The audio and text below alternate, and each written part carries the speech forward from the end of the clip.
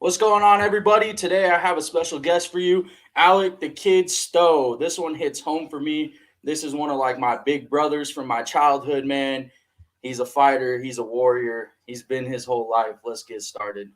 Now fires back. Oh, there's Fury with the right hand. Wilder's hurt. Wilder's hurt. He wobbled. He almost fell over into the ropes. He is close to going out.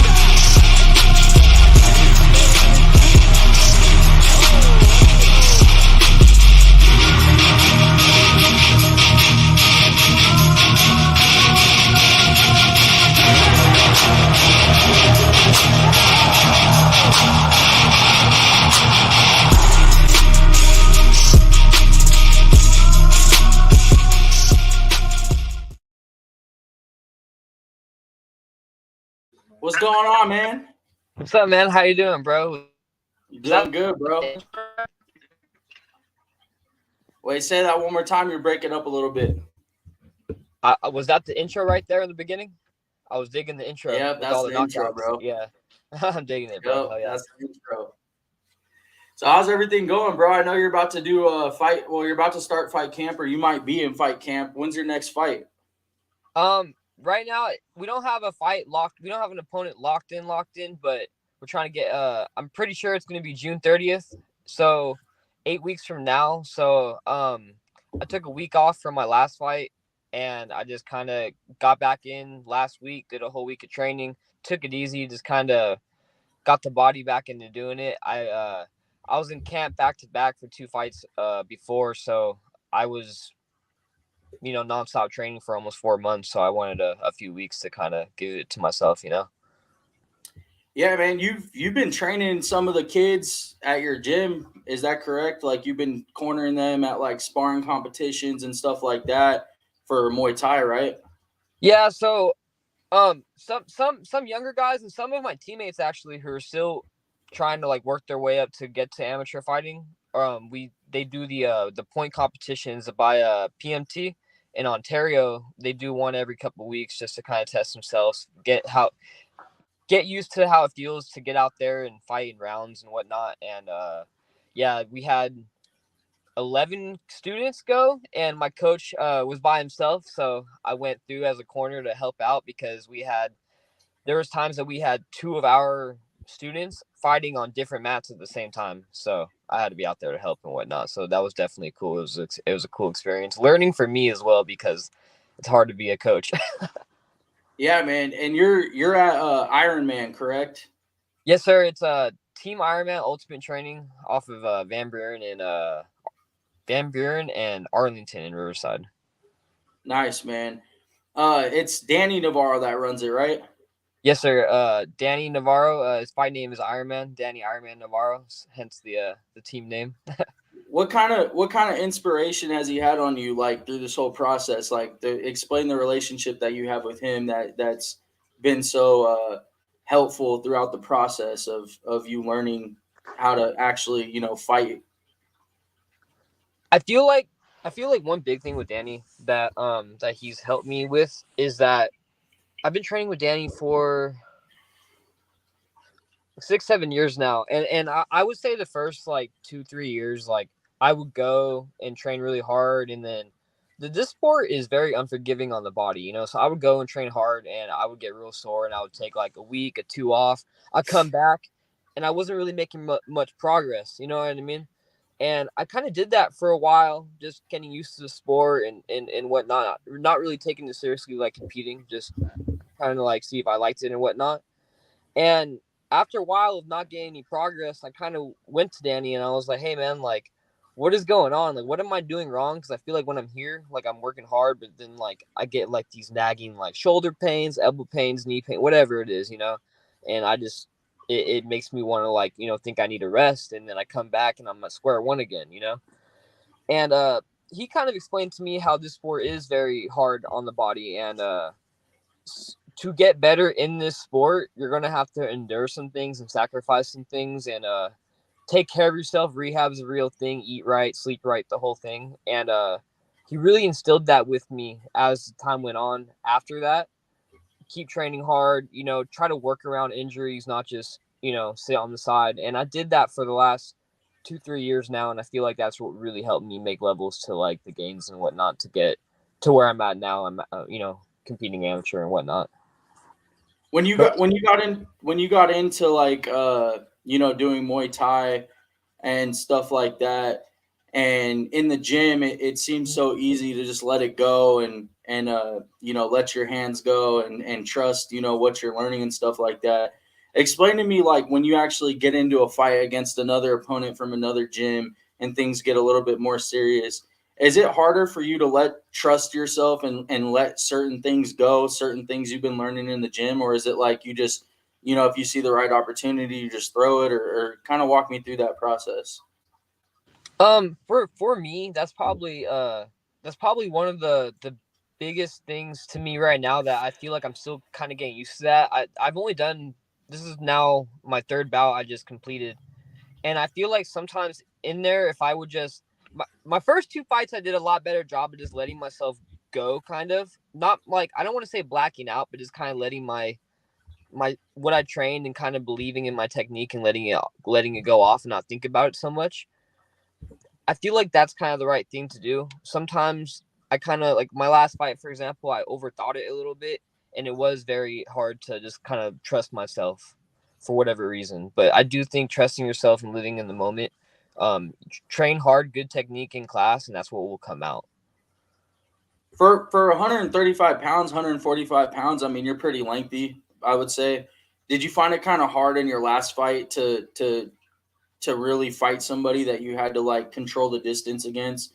I feel like a lot of people, it's so easy to tell somebody, control the distance, use your jab, use your kicks, keep them away from you and fight on the outside and stuff like that. But, when you're in there, it has to be way different than just looking on the outside, So what was that like? Yeah, usually I compete at 145, and I'm kind of, a lot of times I'm like, I don't want to say the smaller guy, but sometimes smaller, sometimes the same. So I feel like it's a lot easier to want to get in there and kind of beat up on somebody a little bigger than you. It makes you want to try harder, When I went to 35 and I was the bigger guy, it was definitely a different experience because the opponent was the one putting the super heavy pressure on me, trying to make a statement because of how big I was. And it was not hard to fight on the back foot, but it was hard to find my power and exchanges how I wanted them on the back foot and cutting angles. So I felt a little jammed almost, like I couldn't get my full, reach and twist on the end of my punches and whatnot, just because of how close it was, and I was the bigger guy this time around. Did you feel there was a bigger speed advantage at 35? For sure. Looking back at the video, especially, but yeah, I definitely felt like the volume of punches is what got him the win for sure. I definitely, if fights were judged off damage, I did a lot of damage. More, I hit harder. I had him leaking in the last round, but he definitely touched me more throughout the fight. So, I think it was because he was able to get maybe 3-4 shots off, and I was getting 1 or 2. So you've kind of started taking this whole thing a little bit more serious, and I think honestly, cutting down to 35 for you. I know we had talked about it before, and I was like, man, that might be tough, cutting down 10 more pounds, But it seemed like you got real serious about it, and you found yourself like a diet plan and stuff like that. Is that diet plan something that you're going to continue to do throughout your mixed martial arts and Muay Thai career? Is like, can you feel a difference in your body and just the training and the recovery and everything just from putting good stuff into your body? Yeah, absolutely. I just want to give one shout out to Gregorio, the Knockout Bakery. He's been he's been taking really good care of me, man. So for the 35 camp, I felt like I needed to do something because for 45, when I compete 45, I'm doing same day weigh-ins, and 45 is very easy for me to make same day, even if I'm not watching my diet. To be honest. But when I did 35, I knew that it was going to be extremely hard to cut down another 10 pounds by myself with like my limited knowledge. So, I found actually a good friend, Andrew Saucedo from Carlson Gracie recommended it to me because I was like, hey man, I need to lose 10 pounds. And he was like, hit this guy up because he got you. So I talked to him and I ate the meals, man, for 6 weeks. That's all I ate. I had 2 clean cheat meals throughout the whole 6-week camp, and that is it. And I'm proud of myself. And but yeah, I felt when I was eating the food, when you eat and you kind of feel it in your stomach a little bit, depending on what you ate and whatnot. I felt very clean and very like active the whole time. And when it came time to gain the weight down, when we started taking from the portions a little bit, it came right off very, very easily. I didn't really have any like irritation or like weight cutting symptoms where I was super angry. A little bit towards the end when I got to 35, I was a little on edge, but I had never been there before, and I was very skinny. So, but I felt good in there. In my last fight, cardio wise, I felt better than any fight I've ever been in yet. I do attribute that to the diet and my strength and conditioning plan. But I don't think like the lack of like volume that had anything to do with it. You know what I mean? Does it? So you met your girlfriend over there, Iron Man. Like, does it help you? Or that, if I'm not mistaken, does that help you stay motivated to like push each other to get better? Yeah, it's funny. So I've known her for a couple years actually. Just taking class at Ironman, but we didn't start actually talking for like, I mean, it's been around a year now. And she had a couple of jiu-jitsu matches and a couple hard spars under her belt when I met her, and I had only done 2 hard spars. And she's actually been when I first did my first amateur fight, we were already dating, so she's been with me the whole 3 fights now. And it's been really cool to see just her being there with me throughout all the craziness, weigh-ins, like just kind of making time and trying to help me out organize as much as I can. And then in her, I almost see her not almost see, I see her a lot, her pushing a lot harder to try to, I don't want to say she's trying to meet me, but it might be a little bit. But she did a hard spar recently. She did really well, and she's gonna make her amateur Muay Thai debut on June 30th. We're gonna do it together. As long as I get a fight and everything Nice. works out, because she's already scheduled. She has an opponent. She's fighting. She's locked in. So I'm really proud of her, and she's gonna kill it. I have no You doubt. called for you called for this fight a long time ago. I remember seeing one of your posts like right after you fought. It was like 2 days later. He was like, "I'm looking for guys on this date," and you were like, "Just sign me up." Yeah, man. Like I really want to be on this card really bad. The promoter's trying to make it happen. I know I will be at the end of the day, but I'm just worried just because I don't got nothing locked in. I really like having a fight scheduled. It just it gives me I don't want to say more purpose, but it gives me more purpose to train harder every day, and that's it. Just I enjoy that feeling. So you got in this promotion, you got about 1 or 2 fights away from a belt, maybe even just one. I know we were talking about that. Do you kind of feel motivated, like you owe it to Iron Man, not and to yourself, but to Iron Man for everything they've done to bring back a belt to them from a promotion? Yeah, no, definitely. We have one guy, Jared Richardson. He actually brought one belt from he got it from Cali Muay Thai fights, and he's a big inspiration to me. He's the one that's in my corner 9 out of 10 times for my fights. And I want to be able to match that. It was really cool. I was there when he got the belt when he captured it. It was really cool seeing it. As far as IFS, yeah, I have 2 wins there. Um, and I feel like if I get this one will be my first one with no headgear or shin guards. So Nice. if I could get used to this and do good here and maybe a couple more, I'm looking for that belt at 145. And I've already been eyeing the competition. I already feel like I can take them out. So it's just a matter of time, you know? Yeah, man, I want to get into this, and it's gonna make you laugh a little bit. So, just like a background story to anybody that watches, I grew up with Alec's younger brother Chad, and Alec was always the older one. And out of all of Chad's friends, I always wanted to hang out with Alec, and Alec was like, "Nah, bro. Like, look, you're the younger homie. I love you and everything. You're not hanging out with the big dogs." And I always wanted to know what he was up to, if he was getting into fights or just anything he was doing, I just wanted to do. And I remember one day he was like, "All right, put the gloves on." I'll like, and he would work with me and Chad sometimes and stuff. He's always had like this inspiration for fighting and stuff like that. But kind of explain to everybody like when did you decide, like, what, this is what I want to do? Because I know growing up, I mean, you had plenty of experience fighting, but like, when did you want to do it for real? Anybody that knows me knows that I've been in way too many fights than I need to be in as a kid. And that was the funnest time in my life. Sometimes I think of it, but then that was the dumbest shit I've ever done also. But I'm glad I goofed around, and all my friends were down and always trying to fight, and it kind of molded me a little bit, made me kind of a little tough, I feel like, because uh before I met all my friends, I was kind of a little pushover, a little just like, but they toughened me up a little bit. But I think for the fighting, man, I uh I was getting in a lot of trouble in those times, and I went to juvenile hall a few times, and I actually graduated inside of a placement facility instead of my high school, so I didn't get a walk with like all my with my class and whatnot.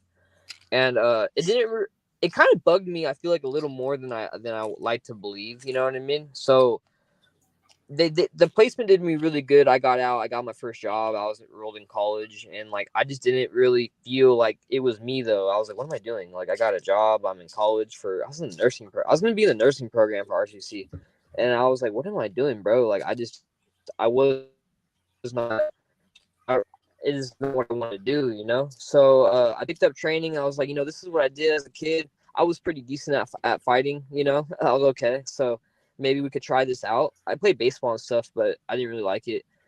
And I started fighting and just training. And like I said in the beginning, off and on injuries. And I was like, maybe this isn't for me. And it was those PMT hard spars, man. I did one, and I was like, I'm just gonna do one, see if I like actually competing fighting, if I could get hit for, not get paid for it right now, and see if I actually like this shit. And first one, and I had a really hard time because I kept trying to knock the guy out, and these things are hard spars. You're supposed to use like skill and not like trying to knock each other out. It's like a point competition. So I was having a really hard time not doing that. And I lost the fight because of it. Actually, they were giving me a hard time. They almost DQ'd me, so I lost the fight. I did all 3 rounds, but I lost the fight. And I tell you, man, after that loss, I grinded so hard for the next one. It was in May, so it was in 2 months later, and I grinded so hard. And I think it was within that time period I was like, man, I could do this. I feeling really good, really confident. I went in there, I had a hard spar, and I body shot somebody so bad that they couldn't continue. And I was like, dang, I made progress. You know what I mean? Because like I had such a hard time to. It was one round, and that the feeling of winning like that, and just that after feeling of a victory is like something that you want to chase forever. You know what I mean? So it's been great, and I think those 2 point competitions is probably really what did it for me.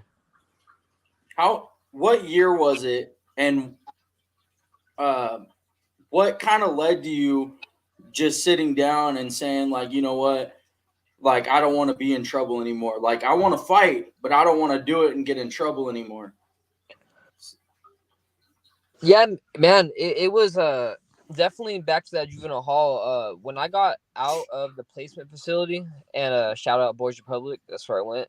But when I got out of there, I had to be straight edge for a while to get off of probation and just kind of live my life.